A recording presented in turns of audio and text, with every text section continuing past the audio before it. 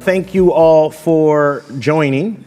Today we're going to talk to you about how you can leverage music for your Web3 and NFT projects, and really what some of the complexities are in accessing and deploying music in these projects. We will discuss why music, games, and Web3. Why is that a trio that goes together well? What is the business of music like, and what are some of the complexities that may impact you in deploying music in your project, and how to get music into your games. Then hopefully we'll have some time for Q&A. I am, for the record, just a pretty face.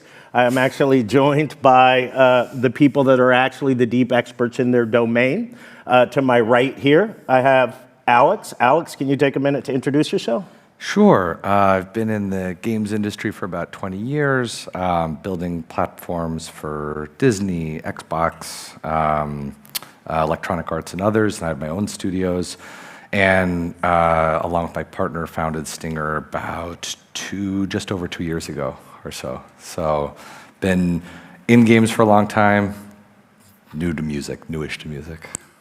And Loredana, if you could please tell us a bit about your background in downtown publishing. It's the other way around of Alex. I've been 15 years in the music industry. I worked from record companies like Ministry of Sound to live event productions like the Brit Awards, streaming services, and now I work from a digital distribution service called Fuga in Amsterdam, actually based here. So I lived here for 5 years at some point. And then I got actually moved up to their Holdco, so downtown owns Fuga. And I am there. Basically my team is in charge of managing the licensing efforts of our catalog in the digital space. Our catalog is around 23 million tracks and 3 million compositions. So we manage everything from the DIY artist creating a track in their bedroom to the catalog of John Lennon. So it's quite a varied type of work, and we are kind of obviously active with all the traditional streaming services, but we're also kind of looking into what's happening in Web3, metaverse, digital space, NFTs, AI. So. Awesome, awesome. And you guys happen to have some of the coolest offices I've seen. Now, you guys are working on something new, which I think will be relevant to this audience. And I know you can't go into a lot of detail. What can you guys tell us about it? Yeah, in Q4, we're looking to launch a pretty interesting platform. So right now in the Web3 world, it's I would say pretty difficult to get music license for your projects. A lot of that has to do with the nature of the rights that you need for that music to layer it on top of something immutable. But we're going to be launching a platform that's going to make that easier. So more details to come. Loredana, anything to add? It will make people's life easier. So it's a practical idea that we are developing, but too early, so watch this space. And I'm the guy pushing to expose it. I'll just say this: one of the reasons that we wanted to make a mention is it is something that helps Web3 with music that nobody has done before. So I'm really excited to see what you guys pull together and bring to this audience and XRPL. So let's go ahead and segue into why music, games, and Web3. Why do they matter for each other? Why do they go together, or do they? So Alex, let's go ahead and start with you. Tell me why you think music, Web3, and games are important to each other. Sure, and I'll set the stage with a couple of slides that I think just frame the games market as it exists today and why it's important for everyone in the digital space. You'll see this reflected here, but the current games market is about $300 billion. Some people would consider that undercounted, but it's absolutely enormous. That's about 3x the size of the film industry. That's about 12x the size of the music industry. To put that in context, Grand Theft Auto has made more than the entire cinematic Marvel universe put together. And that is a single open world game. It's absolutely astronomical. Next one. So the number of gamers worldwide is what's driving this. It's about 3 billion people, so a pretty significant chunk of global population, predominantly driven by mobile.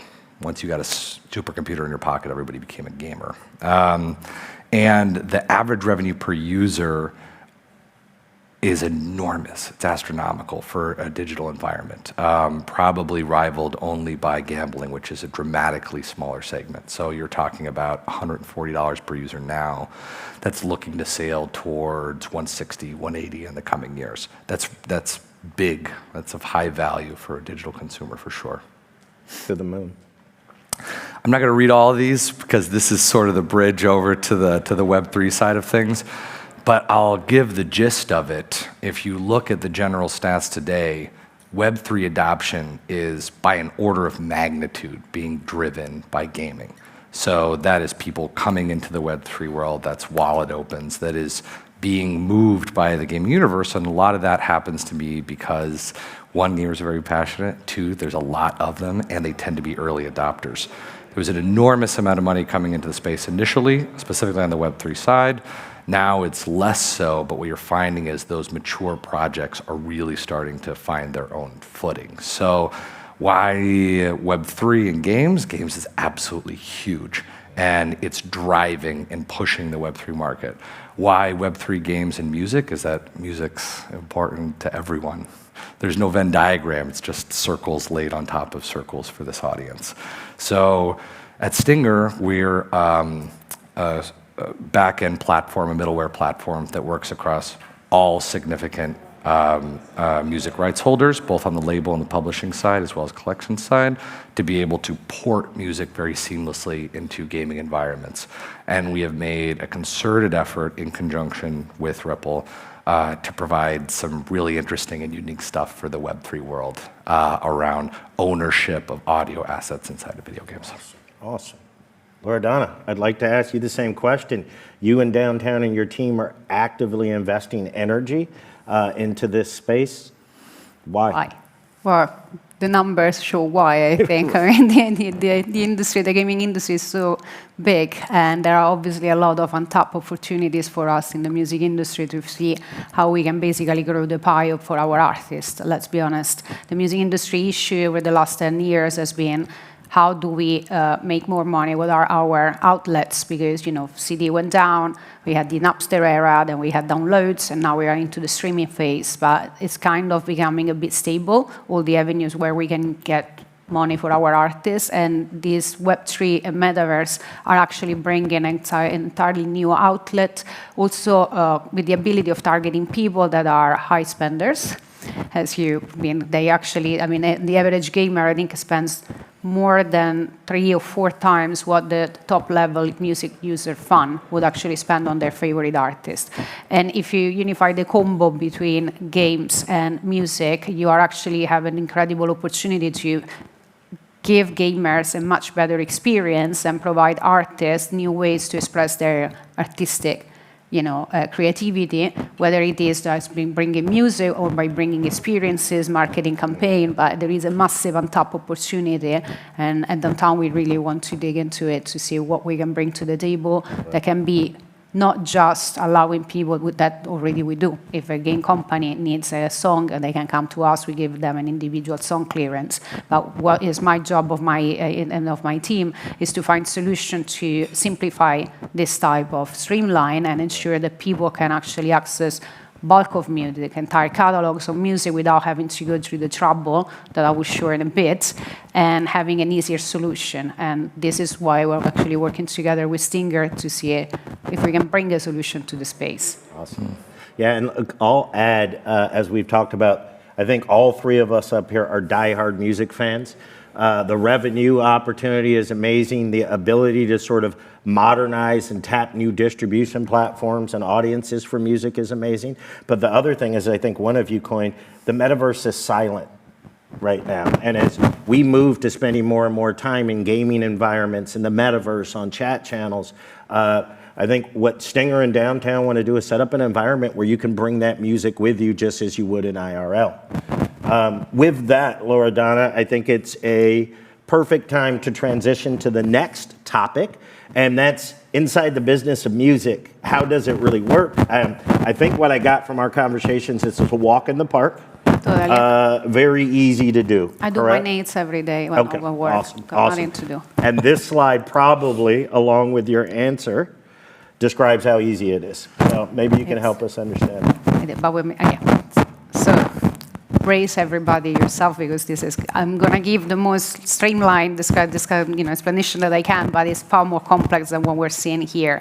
But basically, the standard process to clear a piece of music is that you actually need to go to the right owners and get rights over it. And you might think, okay, what's the problem? I just need to figure out who is the record company of Ed Sheeran, just go there, get rights, and leave.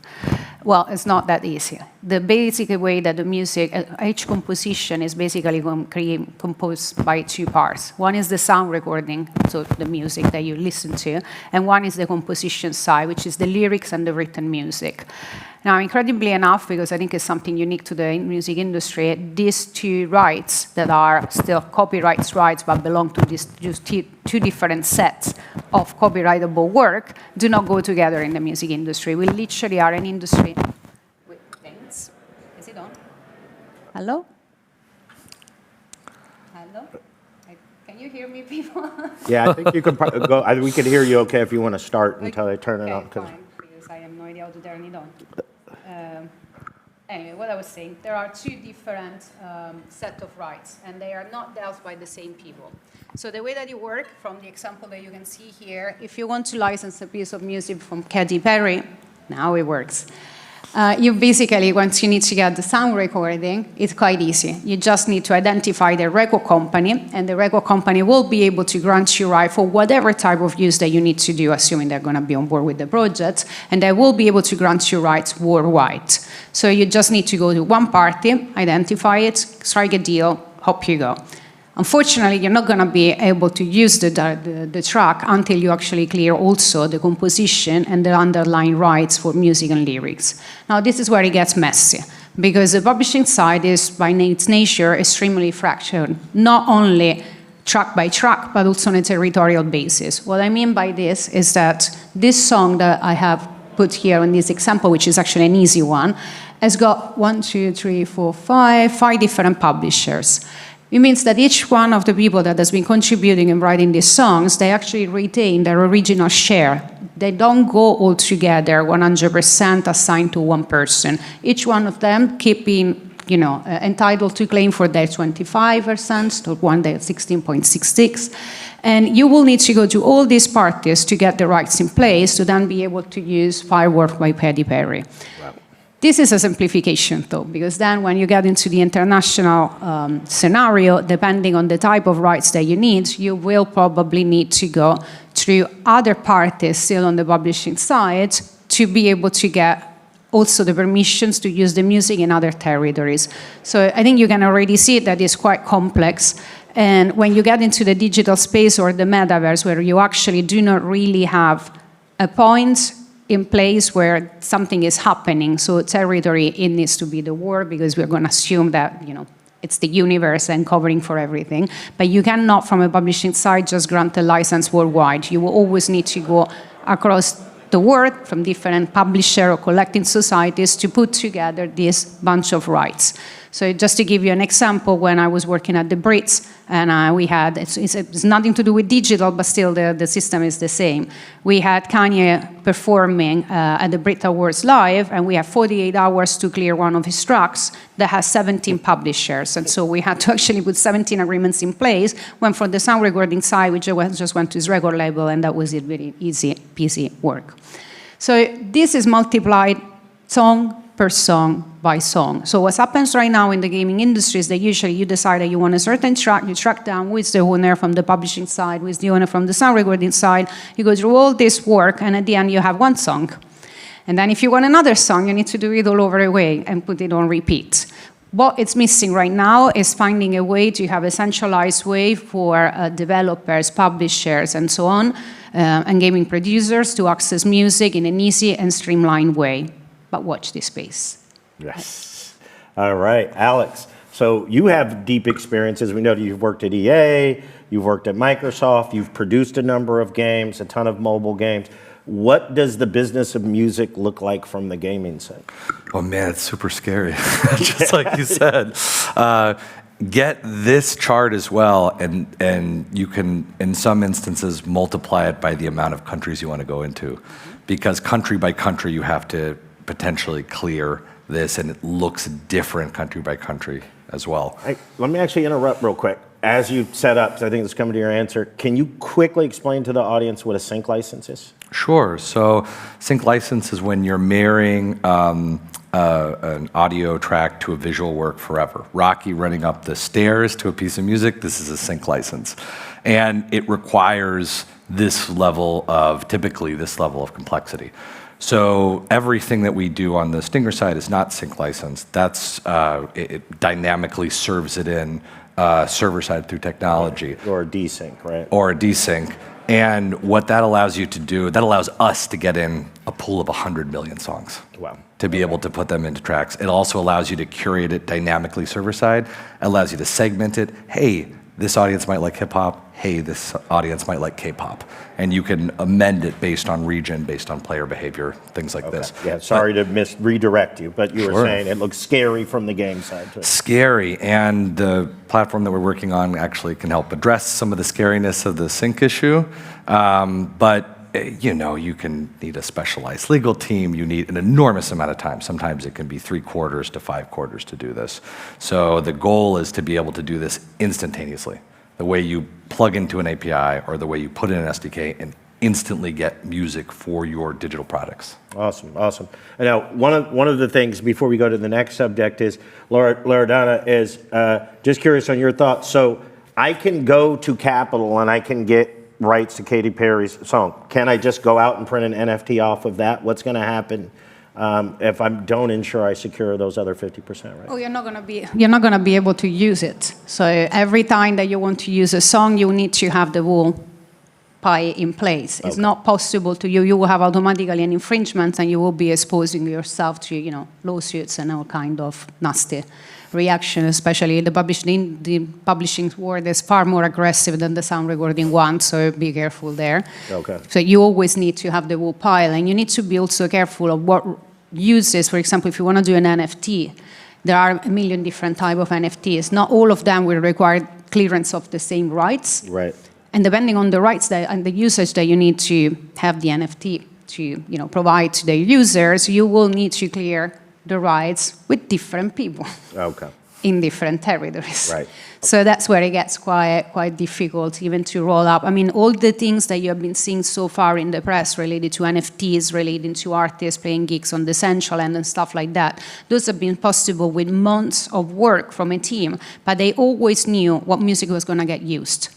And so there is a solution there. If you want to embark in this massive clearance project, you can do it once you have a list of tracks. It's a set list from a gig.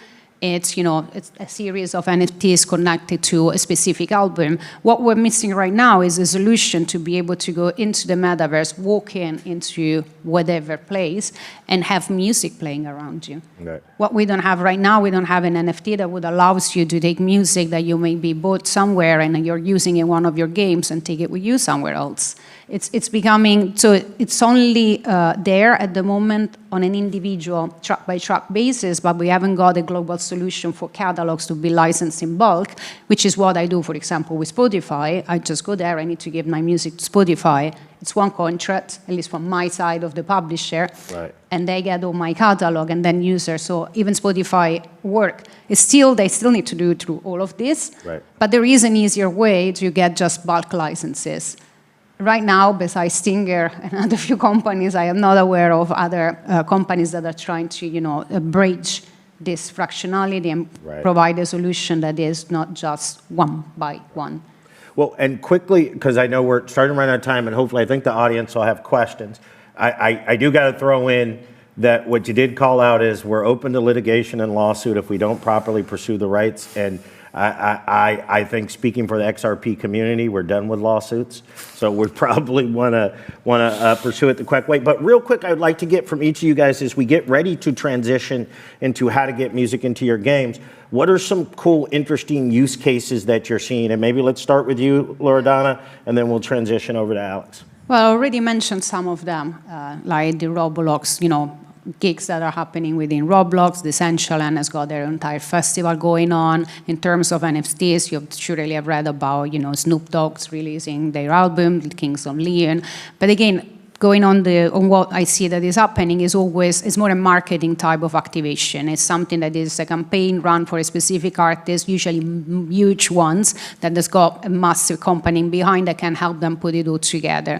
What we don't have is the opportunity to open it in a more generalized way. And as Downtown, for example, we have not got engaged in this type of projects because, to me, we didn't feel that the appeal of someone having an NFT with a GIF connected to an album of one of our artists that lives nowhere if not on your smartwatch was really something that people would buy into it.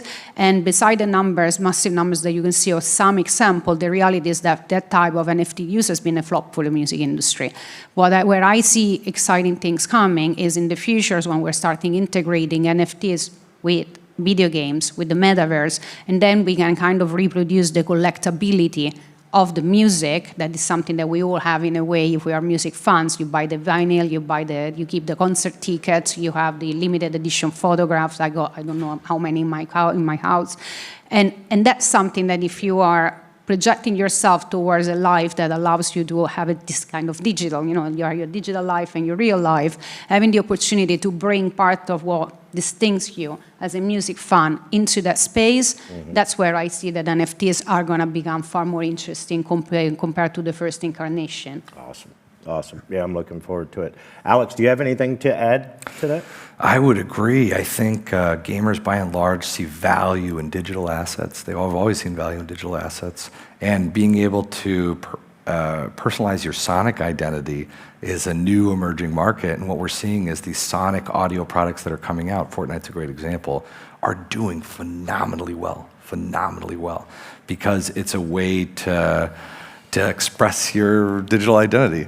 And I think what Web3 can offer this world is the ability to do that throughout multiple games, and inside of these large sandbox-based environment, allow you to bring that self-expression to different areas. And carry it around with you. Exactly. Just like the Smiths t-shirt helps identify who you are, right? Yes. Awesome. Well, Alex, so can you give us or the audience some advice on getting music into their projects, bringing music into their XRPL project?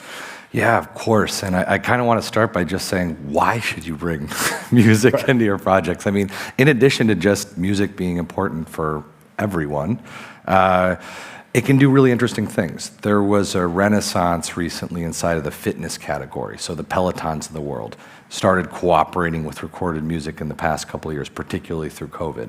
And there was an explosion, but it did neat things for the category. So when we look at the world of games, there are some metrics that are really hard to move. For example, engagement, K-factor, new users.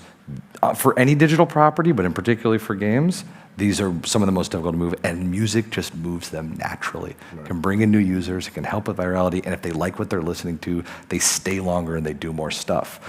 Why I wanted to show this slide is that there's a massive discovery issue inside of gaming. Just on Google Play alone, there are hundreds of thousands of games, more on iTunes, and every single material platform you go to just has thousands of experiences. There's a massive discovery problem with music overall, as you and Marcus and I were talking about yesterday. For sure, yeah. So I know you're sectioning out the gaming market, but this feels like a problem the music industry is suffering, right? 100%, and I think this is where it can be symbiotic, where games can help artists get discovery, but also artists can help games get discovery too. How do you stand out in a market like this?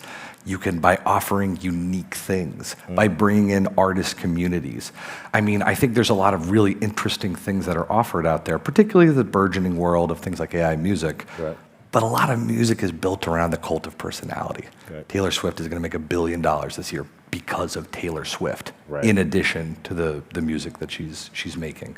So if leveraged properly, you can stand out in this sea of histograms that you see in front of you right now. In addition to that, and we'll go to the next one, is, games have figured out for a long time that you need multiple monetization models to succeed. A small amount of players will pay. They pay a lot of money, but then you can leverage models like advertising to make additional money. This is actually probably relevant for most digital properties outside of gaming as well.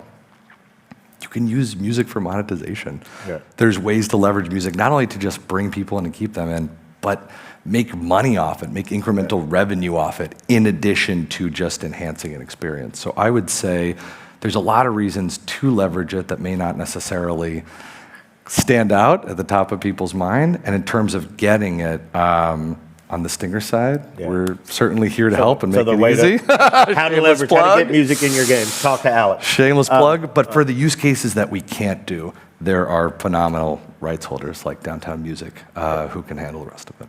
Yeah, and awesome. Loredana, maybe you can follow up. What advice do you have? For me, I'm going to be a bit more of a practical one. I mean, obviously, I don't work from the gaming side, but every time that I speak with studios from gaming, they always mention, okay, we will talk to you a bit later because we're still building up the game. And they usually tend to leave music at the last row. And that's a mistake, because maybe they are developing the game with some sort of music in mind, they're thinking of a specific song, and then they get to the end when they're ready to launch.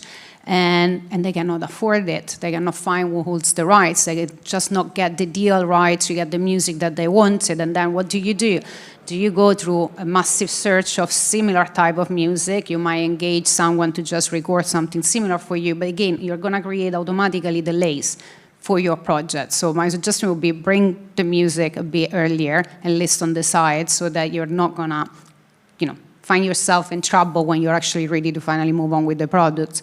And the second one is something that, in my opinion, was a mistake that the fitness industry has done when they decided to actually get deeper into the music, into the use of music. It's just that they decided to clear all the music in the world.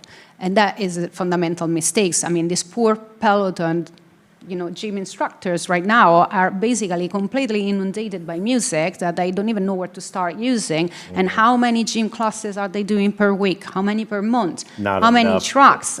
So possibly with 7,000 tracks, that would have probably cleared up the music needs for the next 6 months. And then eventually, if you decide that you want the next Rihanna track, then you go and you clear that one on an individual basis. But doing catalog licenses for all the music in the world, as if you are a Spotify for a business that has got a much limited number of music, it's a mistake. It's going to cost you a fortune. The majors, I'm sorry, I have to say, the majors are going to rip you off, and then you are actually going to most likely end up without not much money for actually more independent artists that, in my opinion, should be the ones that get easily more targeted and interesting for alternative type of games, because Rihanna in a war game, I mean, I don't play much. I don't think that's the mix. So you're probably looking for a different type of music that you wouldn't get when you're actually usually the traditional way of clearing music for streaming services, and you bring it into another model and another industry. So try to get clear ideas of what music you want. Try to understand a bit more and be realistic. You don't need all the music in the world. You will need it, and we will need it collectively, in my opinion, once we get fully into the metaverse, because we want a metaverse to reflect all the music that I can have in real life. Awesome. But right now, if it's a game, be realistic.